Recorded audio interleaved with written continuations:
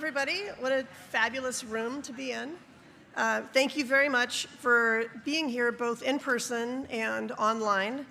I really appreciate the gift of your time and your attention. My name's Chada Dixon. I'm delighted to introduce the Women in Behavior Analysis Hall of Fame induction for 2024.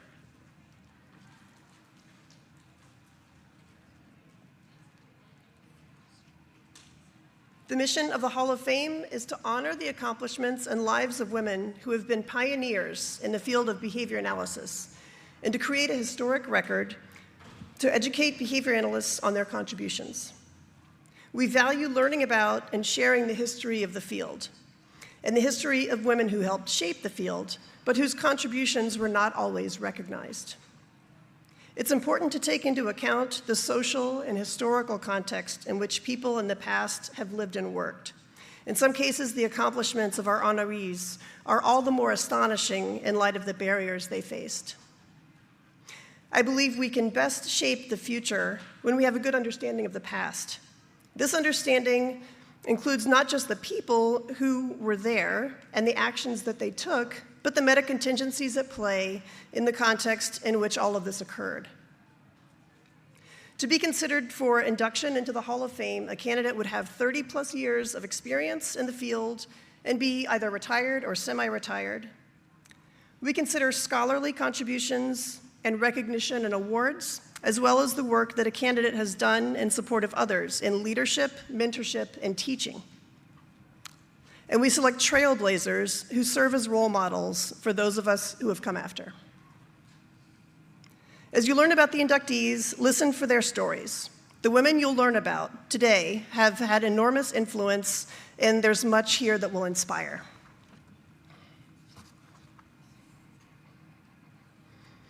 This year we'll be celebrating the 4th class of inductees. All members of the selection committee are women, and all are appointed by the chair. Currently, Linda and I share that role, and next year, I'll serve as the chair. Members serve for a few years, and then others are rotated on to give people the opportunity to participate. And doing the research to learn about these women has been incredibly interesting and fun, especially where we've teamed up to do this together.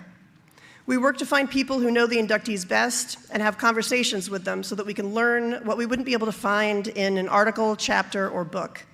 And this has been a really great experience. So if you have an interest in history and you'd like to contribute, please talk to us. We established the Hall of Fame in 2021, and we induct between 4 and 6 new members a year. We collect photos and memorabilia as a living history display to share the accomplishments of these women. 2021 was the first class of inductees. They're listed here from earliest birth year. These include Bea Barrett, Martha Bernal, Eve Siegel, and Judy Favell, and Dr. Favell joined us in Nashville for that event. In 2022, there were 6 inductees: Ellie Reese, Barb Etzel, Frances Horowitz, Beth Solzer-Azaroff, Julie Vargas, and Gwendolyn Cartledge. Dr. Cartledge joined us in person for that event, and Dr. Vargas joined remotely. Last year, the 5 inductees were Janet Ellis, Judy LeBlanc, Sigrid Glenn, Jan Sheldon, and Maria Ruiz, and Dr. Glenn joined us remotely for that event. We're grateful for the opportunity to share with you the inductee class for 2024. You'll be hearing about Carolina Bori, Betty Hart, Elsie Pinkston, Sandra Harris, and Laura Schreibman, and at the end, we'll have the pleasure of a visit and a few words from Dr. Schreibman. Now let's begin with Paula Braga-Kinyon, who will tell us about Dr. Carolina Bori.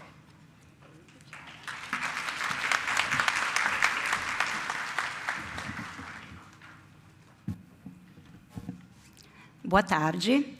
É prazer enorme estar aqui com vocês em Atlanta. Wait a minute. Everybody's looking at me. Oh, it's supposed to be in English. Sorry about that, guys. Actually, Carolina Bori would have understood. She is from Brazil. And what an honor it is to be here today, introducing you to Carolina Bori. It is an honor to introduce Carolina Bori to the Hall of Fame here at WIBA. Few people have known and contributed as much to the university and the science in Brazil as Carolina. She was known for her militancy in favor of psychology, science, education, and society. It is an honor to stand here before you today to celebrate the remarkable achievements of a trailblazer in the field of behavior analysis, Carolina. As we gather to induct her into the Women in Behavior Analysis Hall of Fame, we recognize her profound impact in our field and her enduring legacy that continues to inspire us and guide us. My name is Paula Kenyon. I'm a licensed psychologist in Brazil, and I have been working in the field of behavior analysis for over 30 years. I had the honor of knowing Carolina and the learning from so many of people who she had trained and touched. Carolina Bori was born in Brazil, in São Paulo, in 1924. From a young age, she displayed an insatiable curiosity and a passion for learning, qualities that would define her illustrious career. Carolina earned an undergrad degree in pedagogy in 1947 from the University of São Paulo, and was soon after, in 1947, hired to teach at the same university as an assistant to the psychologist department. Her educational journey was marked by her dedication to understanding human behavior and her commitment to applying scientific principles to improve the life of others. Carolina would be turning 100 years old this year. And the Brazilian Society for Progress of Science has created a beautiful online memorial filled with caring and loving testimonies, photographs, and a list of her publications. They also organized an event in February in São Paulo, Brazil, where her life and contributions were celebrated. I would like to thank the SBPC for sharing so many resources with me to help me prepare for this induction. It all started with Carolina back in 1954. Here on the x-axis, you can see the years that her students earned their degrees. The green marks show students that she directly mentored, and the blue ones, the students that her mentees mentored, her academic grandkids. The impact of Carolina's teaching spread exponentially over the years. She touched all of us.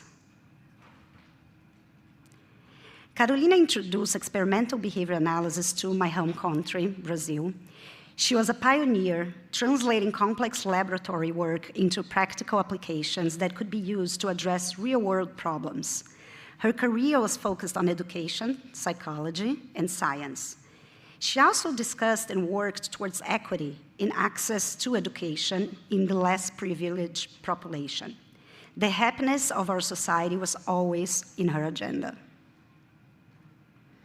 In the early 1960s, while Fred Keller visited Brazil, Carolina worked side by side with him and as his assistant and helped launch the first program of experimental behavior analysis in Brazil at the University of São Paulo. She also helped the development of the experimental psychology lab at the University of Brasília. Her efforts were instrumental in establishing the field as a respected scientific discipline in the country of Brazil. Carolina's work focused on translating laboratory research into applied setting, demonstrating how behavioral principles could be used to solve practical problems. She was particularly known for her involvement in the personalized system of instruction, PSI method, developed by Fred Keller, which she helped implement at the University of Brasília. Carolina Bori's impact on the field of behavior analysis in Brazil cannot be overstated. She was the first woman to receive a doctor honoris causa from the University of Brasília, a testament to her groundbreaking contributions to science and education.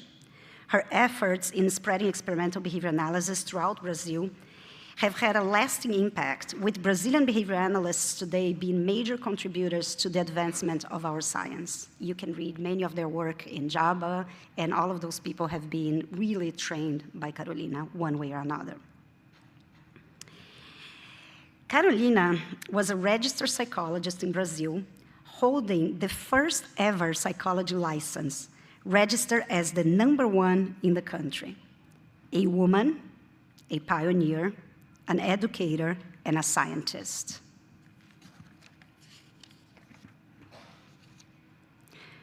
Okay. We need slides on the confidence monitor, please. I can keep going, though, while they do it. You can turn right there to see, just to see where you are. Oh, that's a good idea. Okay. Yeah. Carolina influenced all of us in Brazil. One of her most significant contributions was her role in mentoring and inspiring young scientists. Carolina believed in the potential of every student and was dedicated to nurturing their growth. Many of her mentees have gone on to make significant contributions to the field, continuing her legacy of excellence and innovation. And many of them mentored the next generation, and then the next generation, and it always started with one woman, Carolina. Carolina's publications were highly influential, providing valuable insight and guidance to practitioners and researchers alike. Her work emphasized the importance of empirical evidence and the practical application of behavioral principles, setting a standard for future generations. The list of her publications is extensive, and it reaches different topics, different fields, with the main focus being in psychology, education, science, and society, specifically human rights and equity in access to education.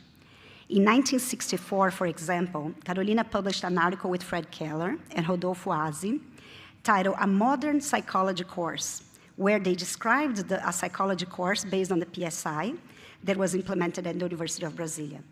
That article was published in the journal Science and Culture, and it is one of many examples of Carolina's interest in bettering the educational system.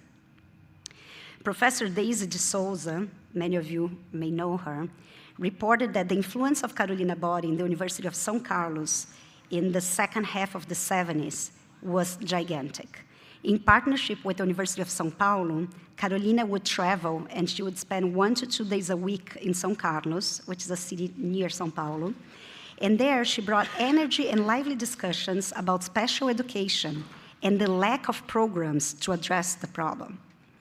With Carolina's guidance and the help of Professor Isaías Pessotti from University of São Paulo and Professor Larry Williams from Manitoba University in Canada, a new special ed program was created, training professionals to develop specialized curriculum and to conduct research and to bring to the community access to specialized classroom and special education. Later in her career in 2000, Carolina and Eunice supervised a very important study on equity and heterogeneity in Brazilian educational system, with the focus on access to undergrad courses. Their findings indicated that students qualifying to enroll in undergrad studies mostly came from rich families where their parents had had higher levels of education and mostly lived in the south or southwest areas of Brazil, so large cities. That data presented by the team Carolina and Eunice supervised had great impact in the public policies addressing access to education for everyone. Carolina Bori's legacy extends beyond her scientific achievements. She was a trailblazer who opened doors for women in behavior analysis, demonstrating that with determination, passion, and hard work, everything is possible. Her contributions have been recognized with numerous awards and honors. In addition to her Doctor Honoris Causa, she received several awards for her work in promoting science and education. I encourage you all to log into the SBPC memorial page to hear so many beautiful testimonies about how wonderful Carolina was. Thank you again, SBPC, for letting us use and share the work that you put together with our WIBA community. As we induct Carolina Bori into the Women in Behavior Analysis Hall of Fame, we celebrate her remarkable life and contributions. She was a pioneer, a mentor, and a visionary who transformed the field of behavior analysis in Brazil and left an indelible mark on our science. Her work reminds us of the importance of perseverance, innovation, and the pursuit of knowledge. Carolina's legacy is a testament to the power of education and the impact one individual can have on the world. Let us honor her memory by continuing to push the boundaries of our field, supporting and mentoring the next generation of behavior analysts, and applying our knowledge to make a positive difference in the world. To Carolina.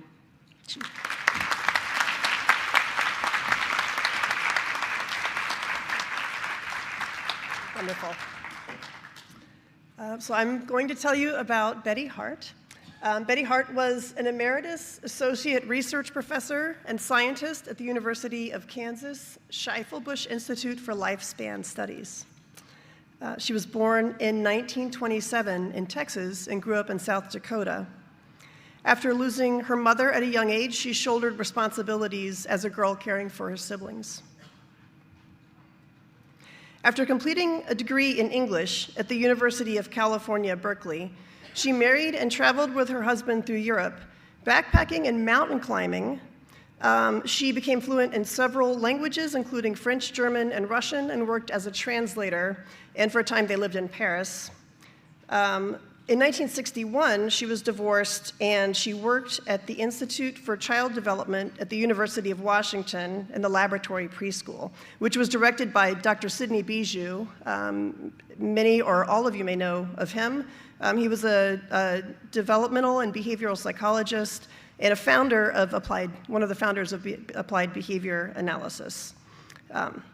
She was certified as a preschool teacher in that lab in 1965.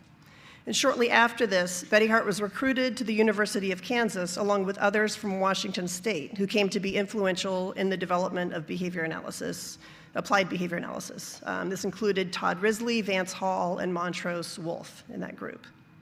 She earned a master's degree in human development in 1967 and a doctorate in 1969, and was one of the first to graduate from the newly formed Department of Human Development and Family Life at the University of Kansas. Her mentor and advisor there was Todd Risley. In Kansas, Betty Hart's work centered around the mission of what came to be known as the Juniper Gardens Children's Project. This project came to life in the context of the 1960s War on Poverty, a federal initiative to eliminate the root causes of poverty in the USA through various programs, including improvements in access to effective education. Juniper Gardens was established on the basis of agreements made between community members and researchers who shared a commitment to improving the developmental experiences and the academic and social achievements of children in the community. This was done by working through the natural routines of the children and their families and friends. I want to draw out 3 points in relation to Juniper Gardens. The first is environment.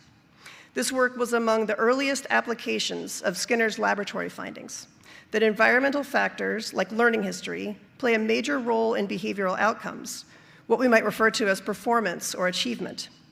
This can be seen as an incredibly optimistic worldview in that if there's a disparity in achievement, we can look to the environment for causes. And there's a possibility of fostering environmental changes that will improve outcomes. Skinner had previously conceptualized such extensions in his writing, but application to human affairs had yet to be seen at the time that Juniper Gardens was first envisioned. The second is community. There was and is at Juniper Gardens a commitment to doing this work in the community, the environment in which children live and learn. The facility and its programs are located in the community with which it partnered. And the third is science. Over the years, the research conducted at Juniper Gardens has led to the publication of hundreds of peer-reviewed articles in the areas of behavior analysis, developmental psychology, and beyond. This includes research conducted there by Betty Hart, which has been foundational to the practice of behavior analysis in early and special education. For example, Dr. Hart developed and detailed methods for incidental teaching, which I'm sure you're all familiar with. This is a method of leveraging a child's interest and motivation in context and in the moment to improve their communication and language skills. The work at Juniper Gardens continues today, and through the years has had a large impact on behavior analysis and in the community it serves. And I want to express my gratitude to Dr. Dale Walker and her colleagues at Juniper Gardens. Dr. Walker generously shared photos of Dr. Hart and tributes and other written works that provided insight to help shape what I'm sharing with you today. In a few minutes, I'll share a link you can follow if you want to learn more about the programs and history at Juniper Gardens. If you missed that, you can find me at the reception, and I'll share that with you. So I mentioned that Dr. Hart's work was influential in the development of our field. Look at this. She published her work in each of the first 3 issues of JABA, all 3 of them. Yeah, right? And she published these and many more papers that have been important to domains outside of those addressed by JABA and outside of ABA. Her work at Juniper Gardens led to her most celebrated contribution, published in this book that was graciously written in a manner well suited for public consumption. We all appreciate that.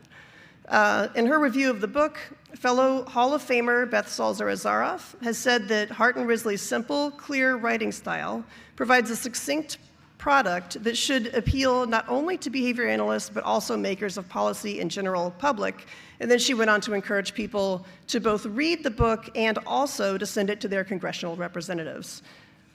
In this work, you can see Betty Hart's behavioral orientation in her commitment to placing cause in the environment. She held an optimistic worldview, seeking opportunities for improvement of the human condition through a systematic search for relevant environmental variables. In this case, she found that the amount of talk that children heard in their early years impacted the development of their language skills. And though she did not start with the goal of evaluating effects of socioeconomic status on language development, she did find a relation between income level and the number of words children heard at home. In doing this work, Dr. Hart was sensitive about how families would be portrayed. The emphasis on the environment, she felt, ran the risk of families feeling as though they were seen as doing something wrong. Yes, families do constitute the environment for children, and they also are a function of the larger social environment. Families should not be blamed for disadvantages that are clearly beyond their control, and Betty Hart was careful to make this point. She was looking to discover and share opportunities to support families as they work to foster better outcomes for their children. In contrast with views that were dominant at the time, this approach held that development was largely determined by early experiences. And from her book with Todd Risley, these are the quotes on the screen here, rather than concede to the unmalleable forces of heredity, we decided that we would undertake research that would allow us to understand the disparate developmental trajectories we saw. We realized that if we were to understand how and when differences in developmental trajectories began, we needed to see what was happening to children at the home in the very beginning of their vocabulary growth.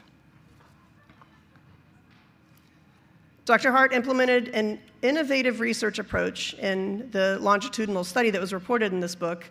She followed 42 infants over 2.5 years of data collection. This included frequent 1-hour visits where researchers recorded every word spoken to the baby and every interaction. Data analysis was incredibly time-intensive. It took 16 hours to transcribe and code each tape for a total of 22,000 hours, which translates to 11 person years of transcribing and coding. Analysis and documentation of the findings took an additional decade.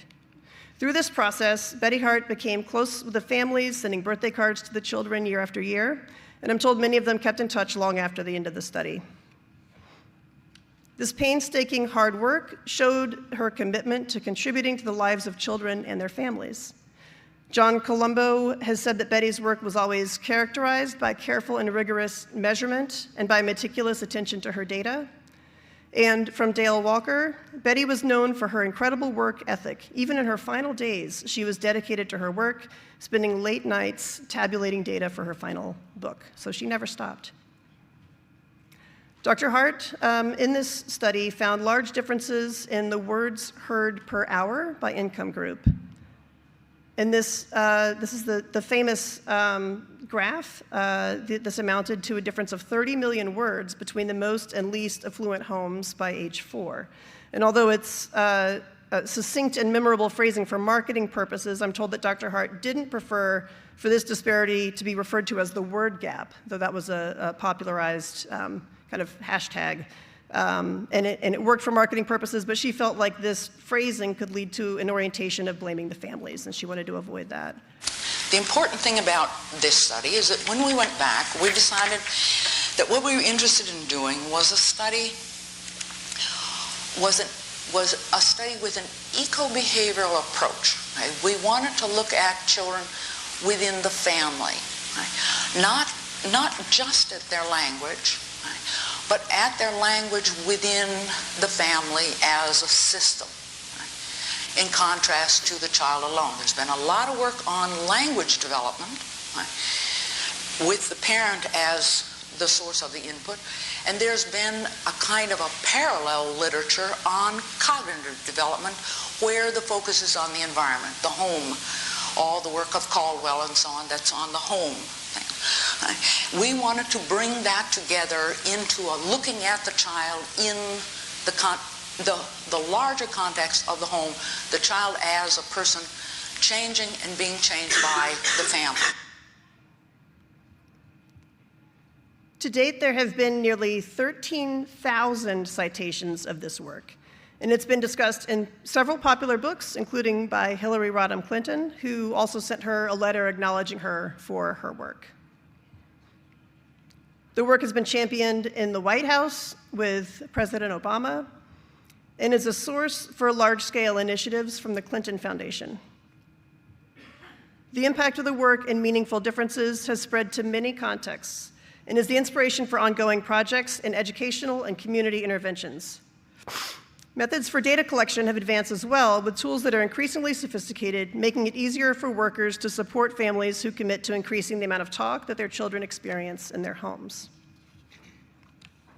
The power of the belief that the environment plays a critical role in development cannot be overstated. This belief is needed to foster financial and societal support for programs and practices that will continue to improve opportunities for children and families. And Betty Hart's work provided evidence for this.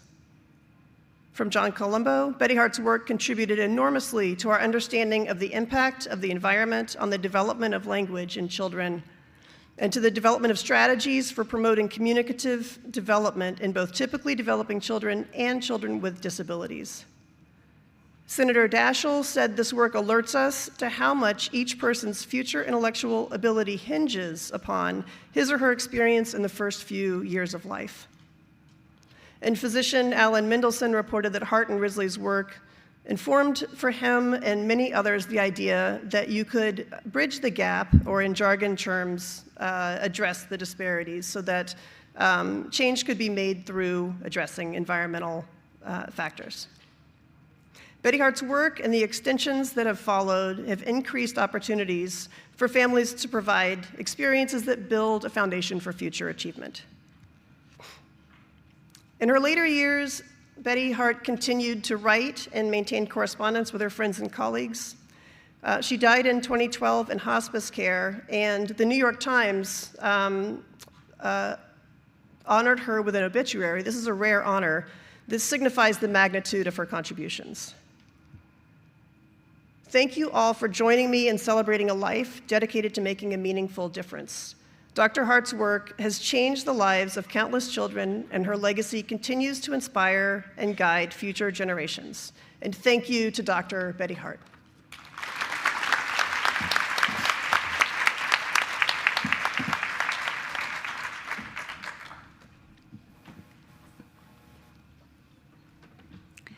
Hello, I'm Linda LeBlanc. This is my 4th year honoring an inductee into the Hall of Fame. 2 of those women I've had the pleasure of knowing. 2 of them I did not have the pleasure of knowing. I did not know Dr. Elsie Pinkston personally, but she was a hero of mine, and I hope that when I am done, you will feel the same way, and that she is a hero of yours. Elsie Mae Pinkston was born in 1937, and the world was treasured with her presence until 2012. Elsie was born in Oklahoma in 1927 in a rural farming area, and her family moved to Kansas, and she graduated from Altoona Rural High School in 1955. She married during her first year of college and was before long divorced, and ended up returning home to her family farm in Kansas after her father's death. The family was left with significant debt, and she and her mother worked for many years to pay off that debt. I think this illustrates her integrity during very tough times throughout the United States, but certainly for her family. Her dear friend, Karen Budd, and bestie from grad school, says, Elsie was a true original, a down-home Kansas farm girl with sophisticated taste, steely resolve, impish irreverence, brainy insight and creativity, and a huge heart. Sounds like the kind of person I would like to be.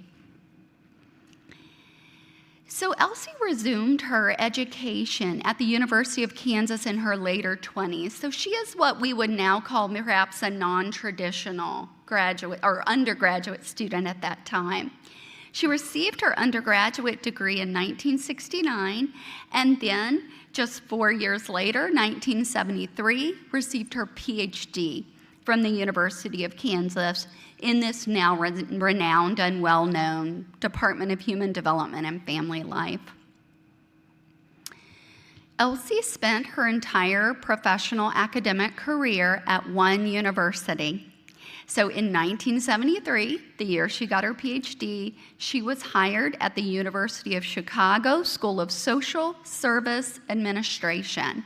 This was a department of social work, not a department of behavior analysis. And this is really an important distinction because there was absolutely no one else in this department of social work that was behavioral in any way. And in fact, they were not necessarily super excited to have science, data, behavior analysis, and this strong, outspoken woman come to town. She spent her career there transforming that program. And now, if you happen to know a social worker who is in any way behavioral in their orientation, their training and influence is likely able to be traced back to Elsie Pinkston, either directly through her mentorship at that program or through the textbooks that she authored that became the transformative, basically the white book of social work for those who are particularly interested in applied social work. Let me just mention we need the confidence monitors reset again. Thank you. Her colleague, Claire Polson, also made this quote about her, which I think is fantastic. She says, Elsie was a force of nature. Her motto was lead, follow, or get out of the way. And lead she did.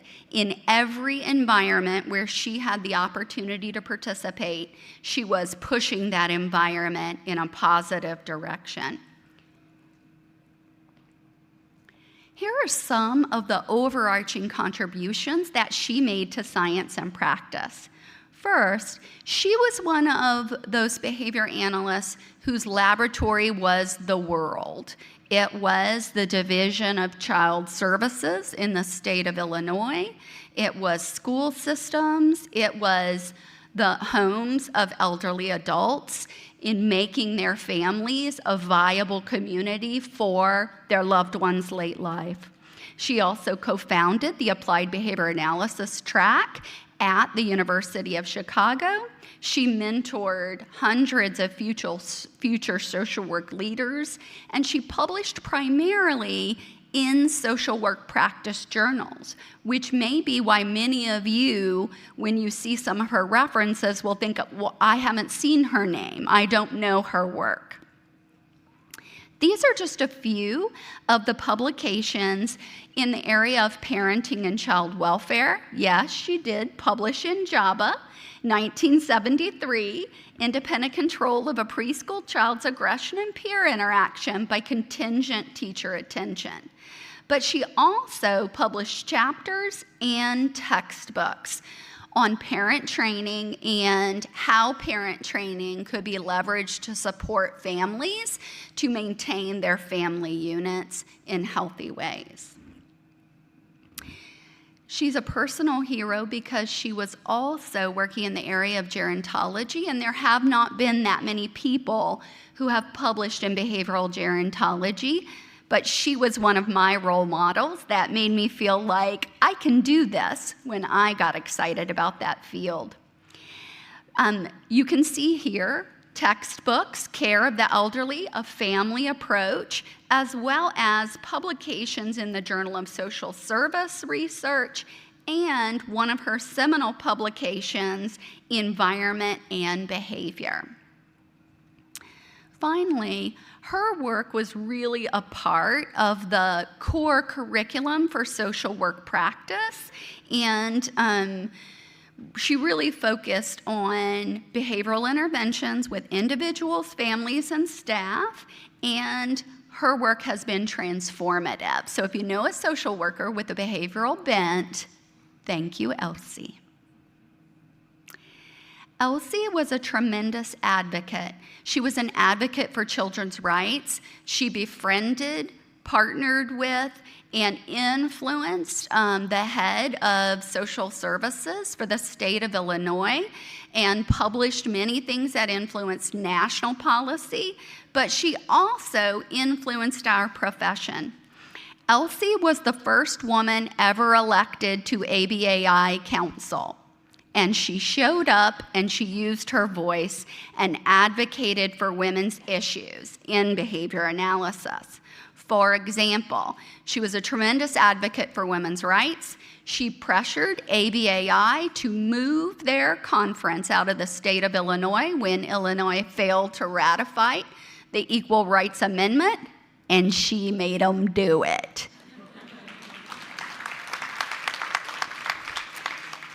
She was very influential in kind of creating the expectation that there should be women leaders at ABA at that time. And she led women in confrontational protests about the things that they felt were important. So she was certainly largely responsible for increased representation and inclusion of women in the ABAI conference. Her colleague and friend, Tina, I'm going to call her Tina R. because I can't pronounce her last name, said Elsie would be enormously honored to be included in the Hall of Fame, as she was a strong feminist and an advocate for women, no matter their role in society. In the university context, she was most vocal on behalf of the equitable treatment of women scholars, and she sued the University of Chicago for pay discrimination, gender-based, and she won.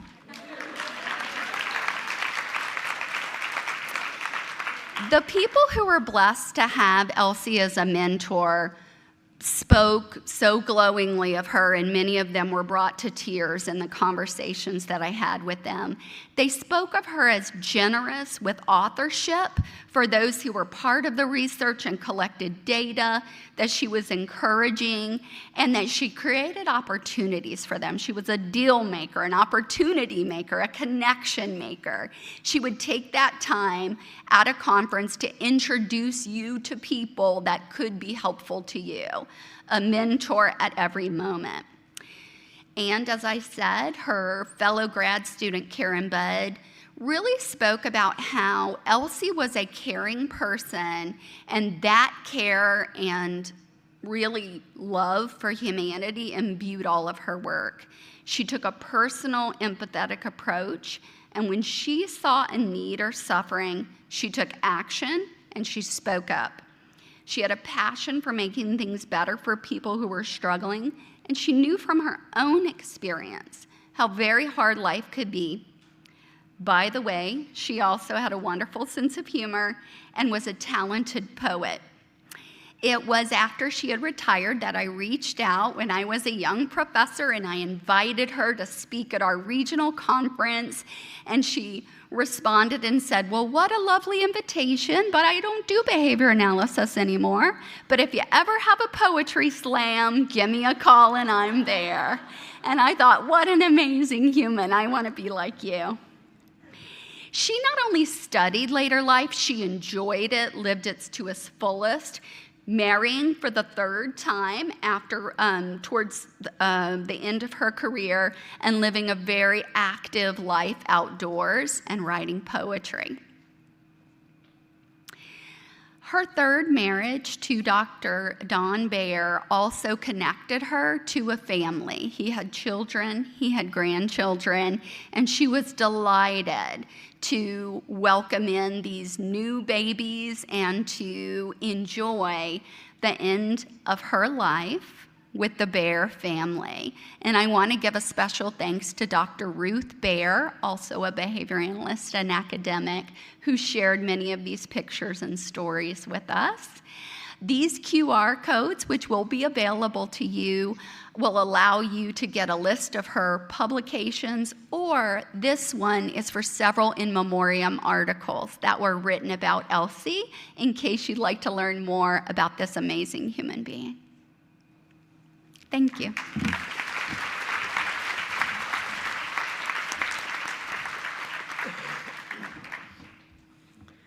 Hello.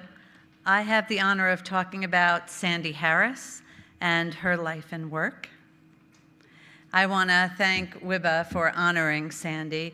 I also want to thank the Rutgers community, the Douglas Developmental Disabilities Center, for all of the information about her work and impact.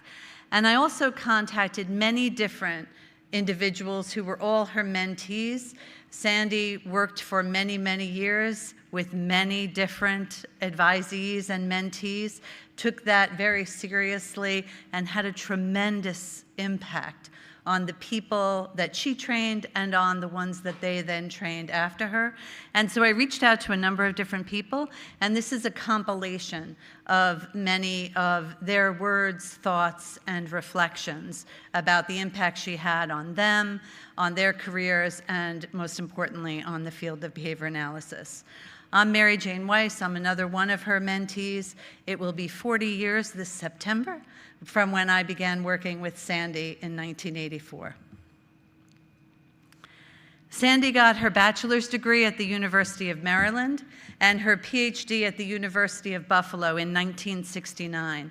She was trained very broadly, comprehensively, and deeply as a psychologist, and she actually had a lot of exposure to a psychoanalytic model of understanding human behavior, which she then, of course, rejected and moved to a behavioral framework, needless to say. But I think it's very interesting to see her rich history and depth of training in the allied profession of psychology, and a lot of the things that I talk about today may reflect some of that. She became an assistant professor at Rutgers University in 1969, and like one of the other inductees that we heard about today, she remained there for her entire career. And that was the dawn of ABA.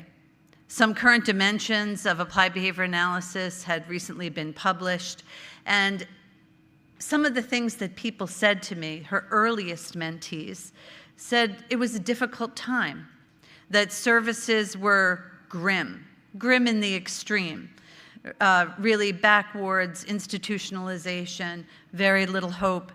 There was hostility toward ABA, toward science, toward evidence-based behavioral approaches, that providing services to individuals with autism was seen as a futile endeavor, and that children and families suffered from stigma and isolation, a lack of resources, and dire prognoses.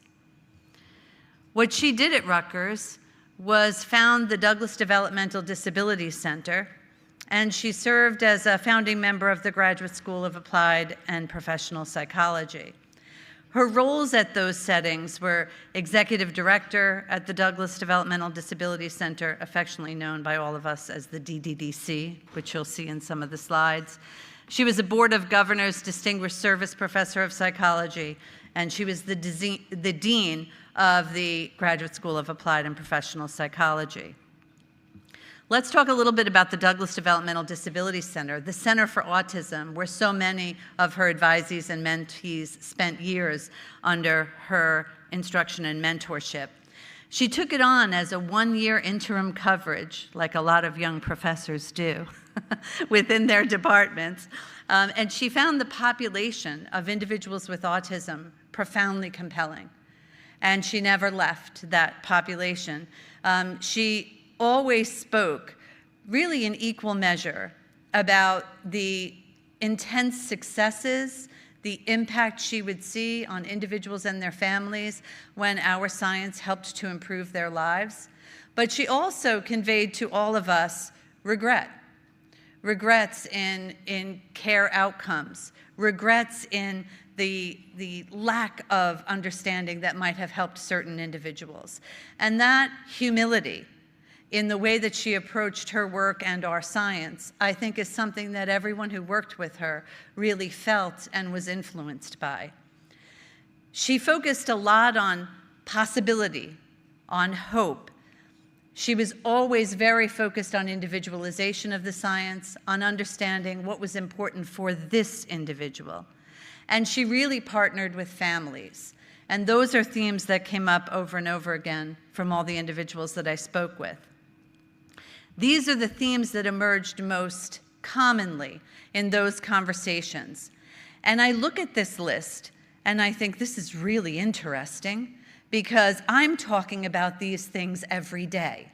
And probably so are all of you.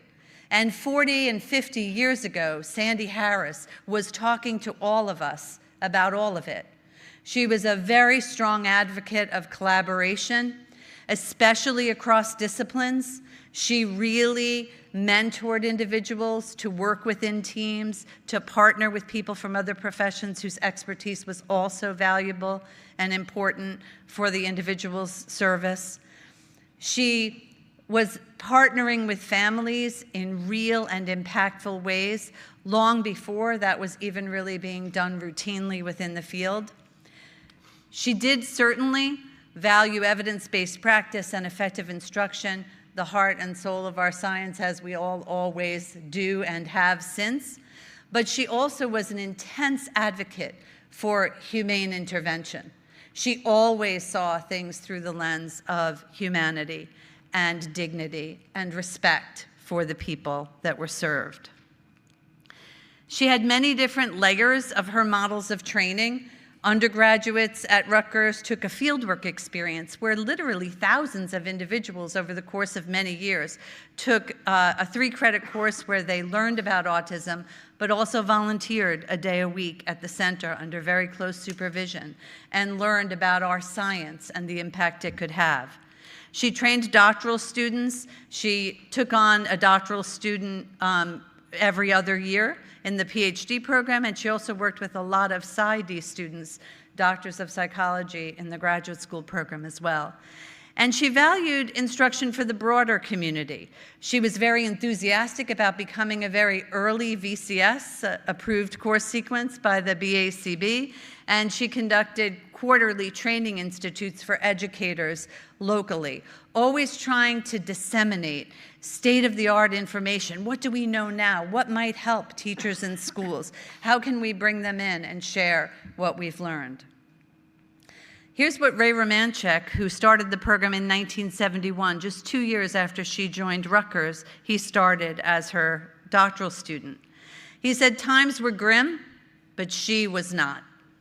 Challenges were innumerable, but she persevered." It sounds pretty bleak, doesn't it? But that was not the spirit of the group Sandy formed back in the early 70s. I could easily list all of her books, research articles, national and international conference presentations, her incredible advocacy work, professional associations, and so on. But to me, most important was the atmosphere and values she modeled and instilled in all around her from the beginning. These are quotes from other mentees that kind of outlined highlighted those themes. She taught me never to lose sight of the humanity of the people you're working with. Although a common phrase today, the origin of compassionate care was there so many years ago. Families were welcomed as part of the therapeutic team, including siblings. Individual needs and differences were paramount. Concern for everyone's mental health was central. So I hope you, like me, are having the same kind of experience I had sorting through this, just to see how timeless and relevant and how important those themes were foundationally to our science and to some of the pioneers of our science, and how we are in many ways rediscovering those values in our recent conversations. She focused a lot on broadening the lens, looking at the whole family. She did a lot of work with siblings and grandparents and parents and other caregivers of individuals with autism. And she, again, really focused on interprofessional collaboration. And she focused a lot on the development of interpersonal skills.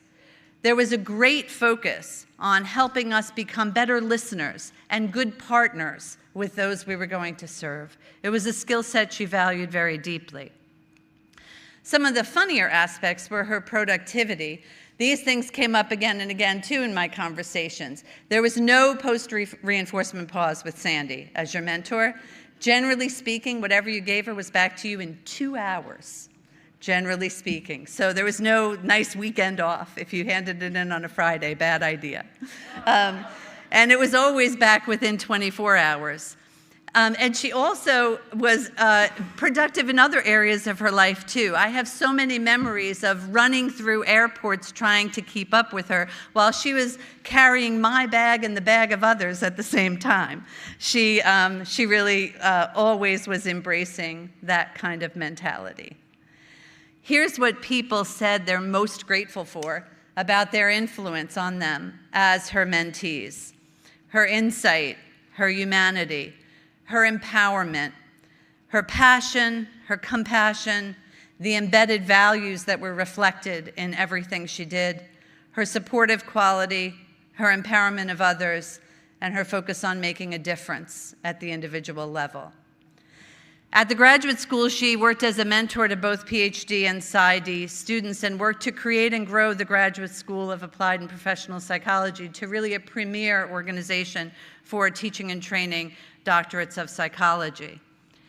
Those individuals have said she helped them find their passion, she encouraged them at every step of the way, she empowered her students to achieve, but she also helped people keep it in perspective and always checked in on a human level. She supported a student through a very difficult oral exam by sending a lot of very meaningful nonverbals. She had a way of letting you know, I'm with you, you're going to get through this. And one person mentioned that in particular. She always inquired about the personal issues and people, family and friends, that she knew mattered most to her students.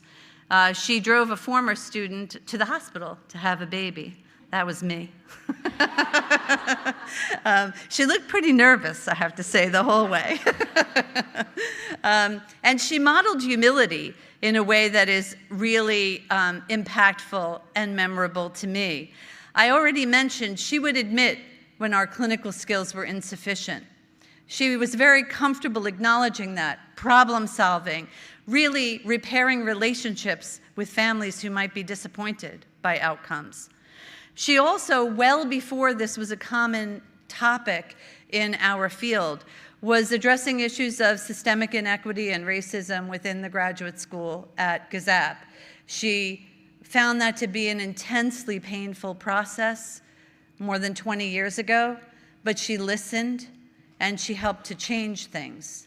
And she shared that with everyone in her professional community to help us understand how important that work is and how important that work was going to continue to be for all of us in the future. What she meant for the field of ABA, focus on the family, integrated preschools, and behavioral intervention for autism is where I landed. And you can see that she has many different works in many different applications of these themes. One thing I was struck by is that a lot of these publications are not behavior analytic. Marital and family therapy, child psychology review, and on and on. She disseminated not just within our own field, but broadly within allied fields. She was very, very, very committed to helping to understand and improve the experience of siblings within the family of individuals with autism. She was very focused on social skills in meaningful ways, things that might make a true difference in the social experiences of autistic individuals. And she pioneered one of the early individuals who really believed in integrated classrooms for young individuals with autism and their preschool peers, and she disseminated a lot of work in that area as well. She tackled difficult topics, parents as partners, how we meaningfully partner with families and empower them. Effective treatment. She was someone who really grappled with the issue of aversive versus non-aversive intervention when that was a huge topic within our field, and emerged as a voice of reason in that debate. And she focused on matching the learner to the environment. For women in behavior analysis, you already know from previous years and today, there was a small but mighty group of women in this field doing amazing things. She broke a lot of barriers in leadership contexts, serving as dean, serving as executive director, and maybe most importantly, mentored the next generation of leaders in ABA, both men and women, to be inclusive, empowering, and responsive. These are the things that some of the folks who I spoke to said. We stand on her shoulders. We ask ourselves, what would Sandy do? About 4 people said that, which is kind of interesting. They model, they recall, they try to emulate what she modeled, and they hope to be half the person that she is and to have 1/10 of the impact that she's had. They were grateful. Here are some of the things they said about her in terms of her warmth, her care, and her lack of judgment toward them as humans. And she taught us everything back then that's now being highlighted: compassion, assent, partnering with those we serve, and humility. These are their favorite quotes. The first one is mine. I think she said it to me 10,000 times, and I say it almost every day: let the data speak. She taught us to turn it into an empirical question and not get into a black hole discussion based on opinion. Find out what's true for that individual. The second one might be my favorite. I did hear her say this many times to me and others: be patient, and whoever that client was is a good teacher. Keep listening. She was teaching us to listen and have that client show us the path forward. And well, that's an empirical question, which is similar to the first one. What does Sandy have to teach us all today? That mentorship matters, that we should be open and humble, we should partner with our clients, we should let science guide us, we should practice dissemination every day, and we should keep humanity at the forefront of everything we do. I hope I gave you a little bit of a glimpse into the person that Sandy was and is, and the impact that she continues to have. Thanks.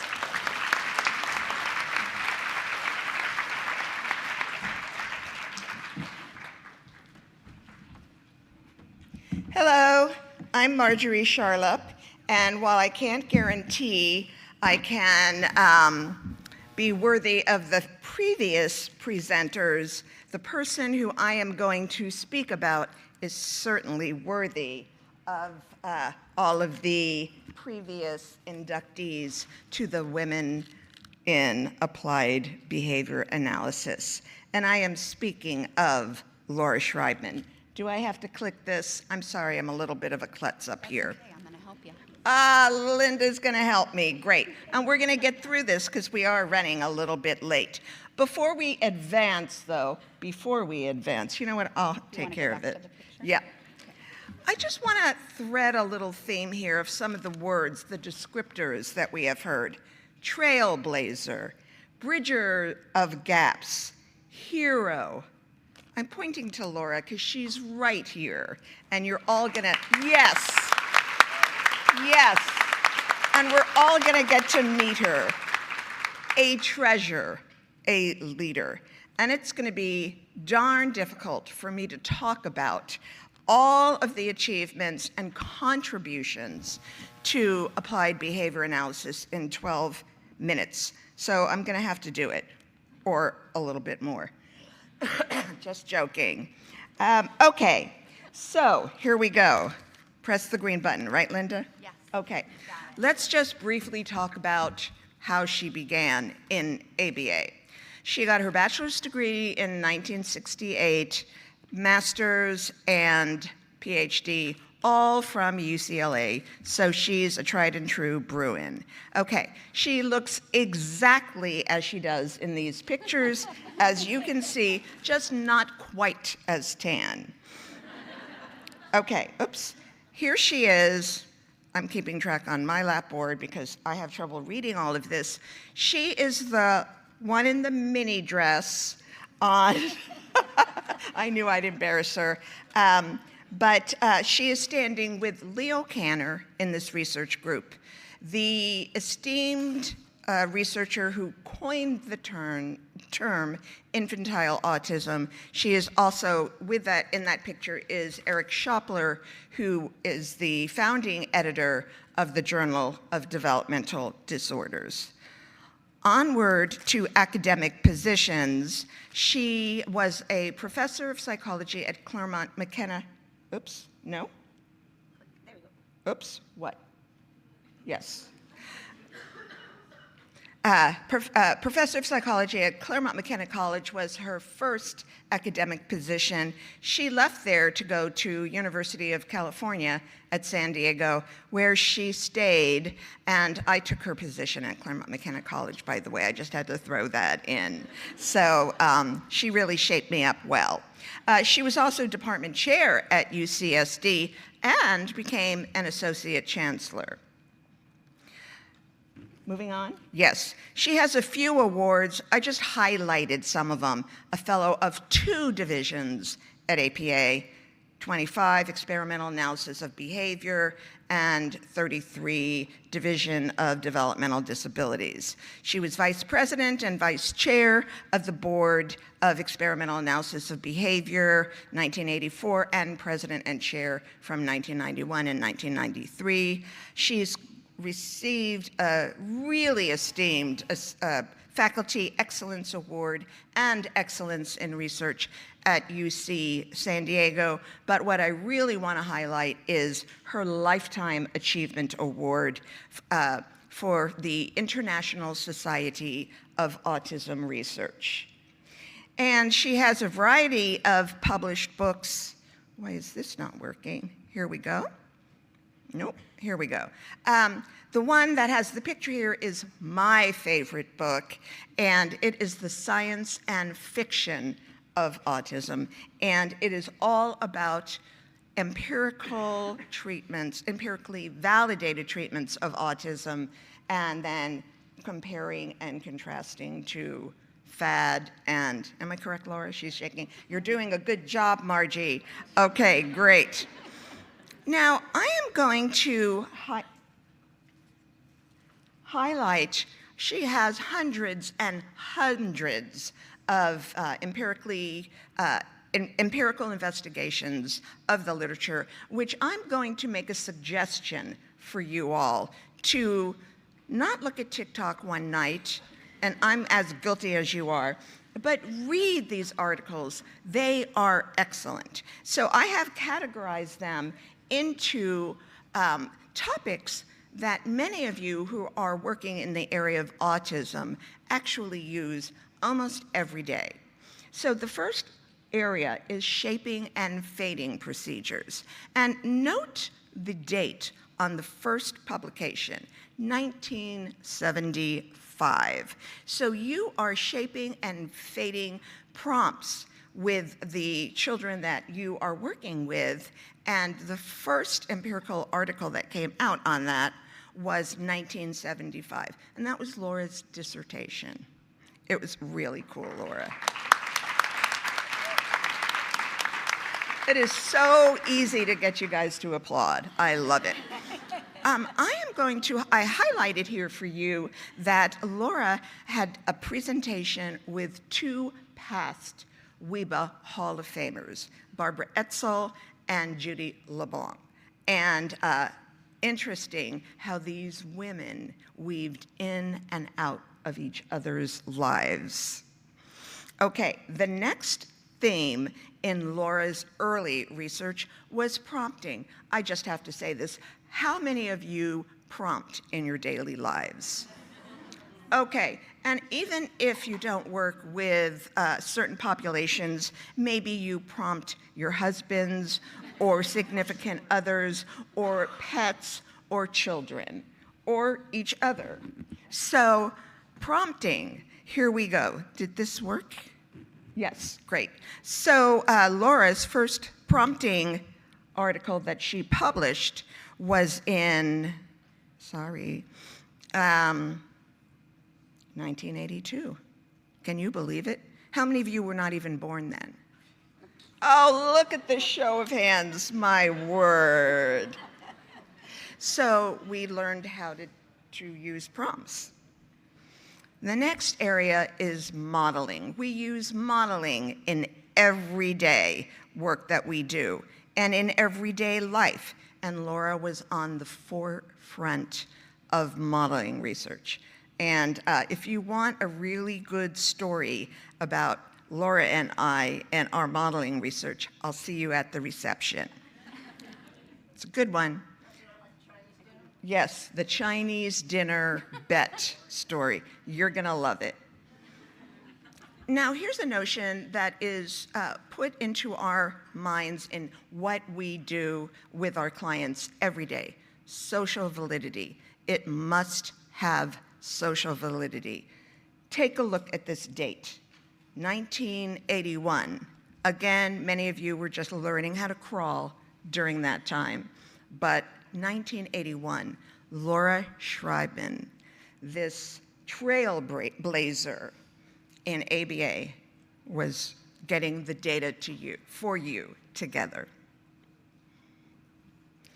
Parent and sibling training. Sandra Harris, some of our other WIBA winners, our Hall of Famers, I should call them WIBA winners. We're doing some of this research. They are winners, Mark. Yeah, you know what? We're all winners, aren't we? We're here and we're celebrating each other.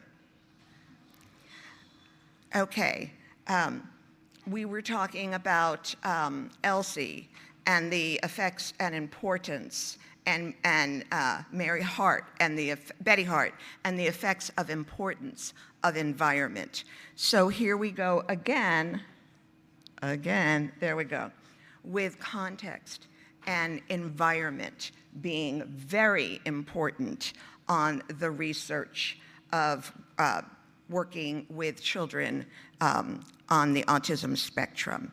1988 was the first publication. And so we look at this amazing historical perspective of what Laura Schreibman contributed. I think she's blushing. I'm not sure. I found this on her CV. She made a presentation in 1999 at an ABA conference in Chicago for women behavior analysts. Some comments on reinforcer selection and determination of SD properties. Women behaving boldly. Strategies and stories of behavior analysts meeting life challenges. So back in 1999, Laura was sowing the seeds for you guys, for WIBA, this treasure. What are some of the comments that Laura's graduate students, thank you for that. That's a prompt, yeah. Physical extra stimulus prompt. I appreciate it, and I felt it. Okay. Being Laura's graduate student is a gift that keeps on giving. I learned so many things about autism that that continues to influence my research and thinking on a daily basis. And her former graduate student, Karen Pierce, said that. How to be supportive yet exigent mentor to the next generation. That is you guys. She is an incredible mentor in science and clinical practice and in life. Through her demonstration of a career balanced with one's own life outside of academia. That's from Alison Jobin. Here are some pictures of Laura outside of her intense research, teaching, and clinical work. She is an avid paddleboarder 3 times a week. You can see her on that paddle. And if you look closely, you will see her license plate that says B mod. So when I grew up and got a car, I put on my license plate. We all do this in California, I'm sorry. I have a license plate that says Kid Psych. And Be like Laura, what? because you want to be like Laura. I want to be like her. And then I had a graduate student who wanted to be like Laura and then in turn like me, and her license plate was Reinforcer. But she gave it up because she moved to Albany, New York. So I think it's open. There's Laura on the paddle. Laura playing the banjo. She also plays guitar. And we were talking today. She's a member of a book club, like so many of us. In conclusion, Laura was not only a fabulous mentor, is a fabulous colleague. She is my lifelong friend. I know, don't make me cry. I heard someone say, oh. I have a tissue right here. I don't need reminding of what a wonderful mentor you were to me and other women, and how lucky I was to have that. I became who I am professionally because of you. I feel like I've got.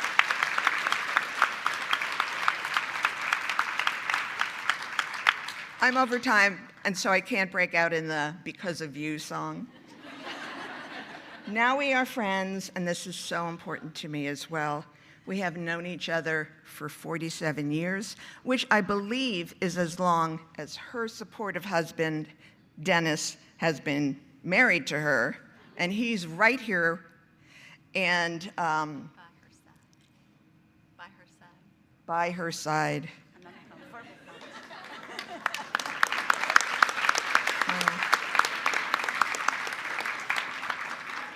So I, in conclusion, am so overjoyed to present, as we all are. May I give her the award? To call her up and present. Oh, I just have to say one thing. Notice the picture of us. We are shoe shopping. Come on up.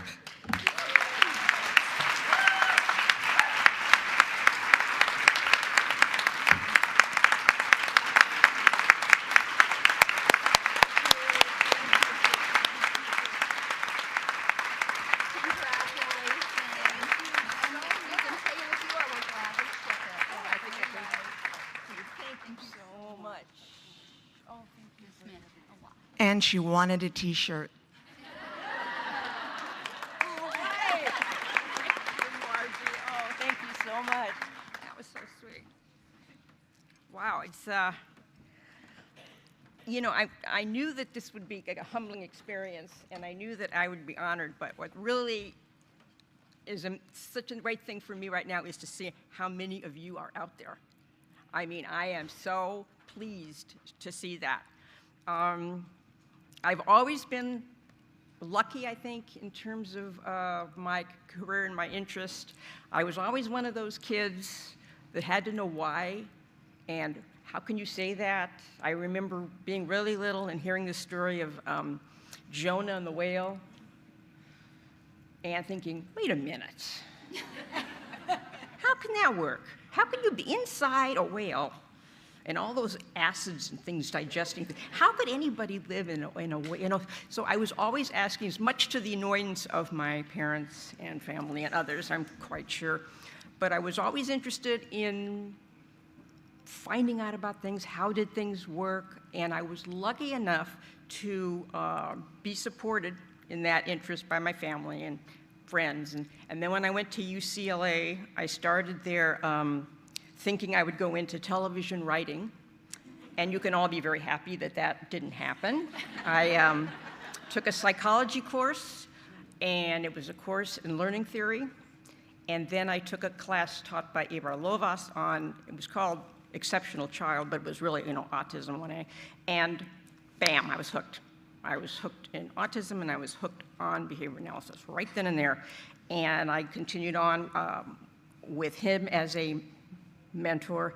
But what I noticed and what I see now, and I know people probably say this all the time, I'm standing on the shoulders of greats, but I worked with, Martha Bernal was at UCLA for a while, and Barbara Edsel and Judy LeBlanc were big influences on me. Ellie Reese, Sandra Harris, Elsie Pinkston, a lot of the people, Judy Fable, people that you've already heard about being inducted so deservedly.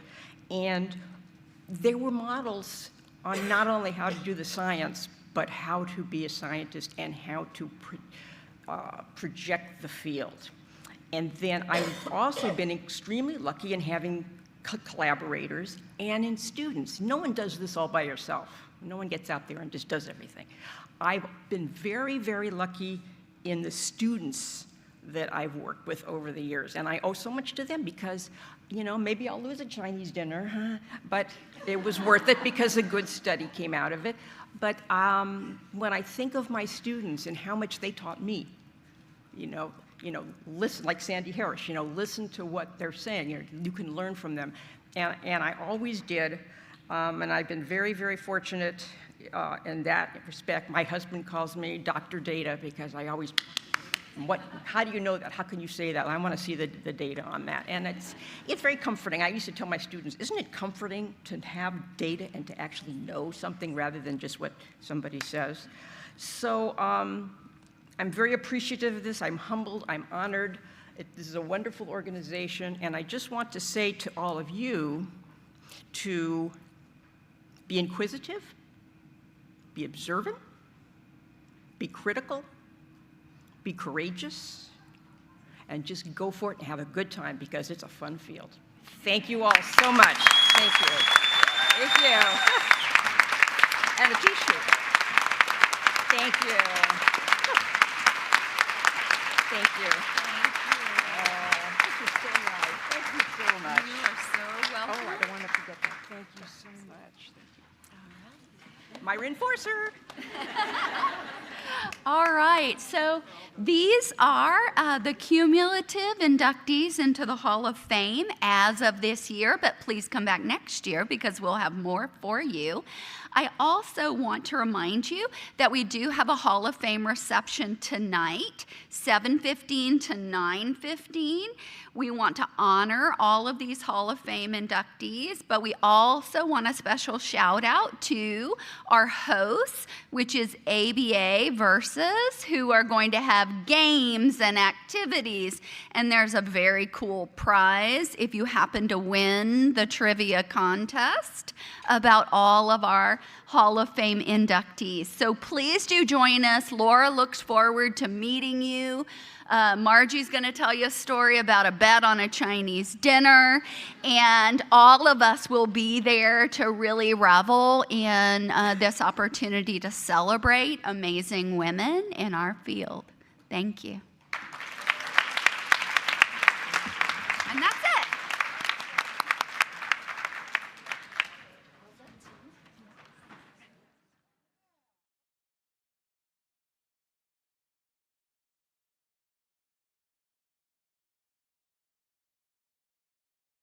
Beginning at 5:15, we have our mentoring, networking, and poster sessions. Join us at 7:15 in the Imperial Ballroom for our Hall of Fame reception and WIBA social.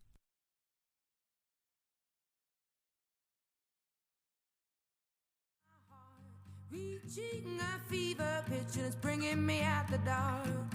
Finally, I can see you crystal clear. Go ahead.